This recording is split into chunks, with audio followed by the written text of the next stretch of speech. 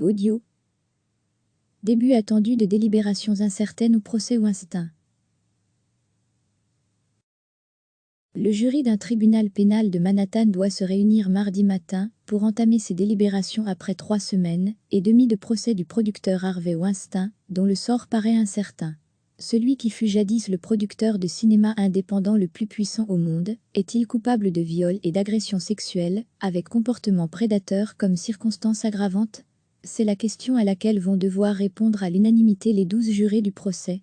En cas de désaccord persistant sur tout ou partie des 5 chefs d'accusation, le procès serait annulé et un autre procès vraisemblablement organisé, avec de nouveaux jurés.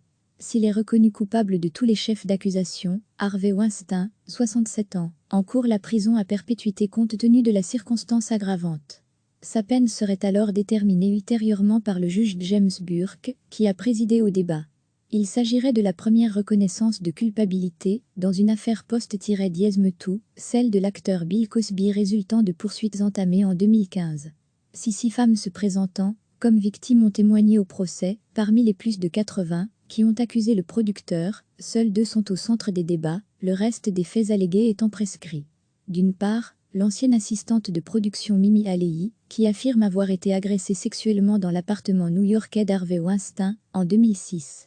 D'autre part, l'ancienne aspirante actrice Jessica Mann, qui assure, elle, avoir été violée par l'ancien patron du studio Miramax, dans une chambre d'hôtel en 2013. Tout au long du procès, Harvey Weinstein a été décrit avec constance comme manipulateur, agressif, accro au sexe, cynique, mais pour l'envoyer en prison, il faut la conviction qu'il a commis un acte criminel. On ne vous demande pas d'aimer Monsieur Weinstein. Ce n'est pas un concours de popularité, a exhorté l'une des avocates de la défense, Donna Rotuno, lors de sa plaidoirie, jeudi. L'accusé n'a pas à prouver qu'il est innocent, a-t-elle poursuivi. Peut-être est-il coupable, il est probablement coupable. Ce n'est pas suffisant. Dans un dossier sans preuve matérielle et sans témoin, concernant des faits anciens, qui plus est rapporté longtemps après, tout est suspendu au témoignage des 2 victimes présumées.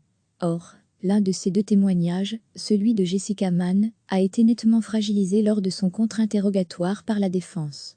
La trentenaire a admis avoir entretenu une relation avec Harvey Weinstein durant plusieurs années après les faits, marquée par des rapports sexuels sans opposition de sa part. Soumise à un déluge de courriers électroniques postérieurs au viol présumé, dans lesquels elle disait son affection pour l'accusé, Jessica Mann s'est montrée confuse et imprécise. La défense a également présenté au jury des correspondances entre Mimi Alei et Harvey Weinstein intervenues après l'agression sexuelle présumée, l'assistante de production usant d'un ton chaleureux et initiant d'elle-même le contact. Tout au long des débats, la défense a cherché à présenter les 2 jeunes femmes comme opportunistes, décidées à tirer parti d'Harvey Weinstein pour s'ouvrir les portes d'Hollywood, quitte à consentir à des rapports sexuels. La procureure Joan Illusi Orbon et son adjointe Megan Aston, elle soulignait qu'en fait d'opportunité, elle n'avait quasiment rien obtenu du mania d'Hollywood.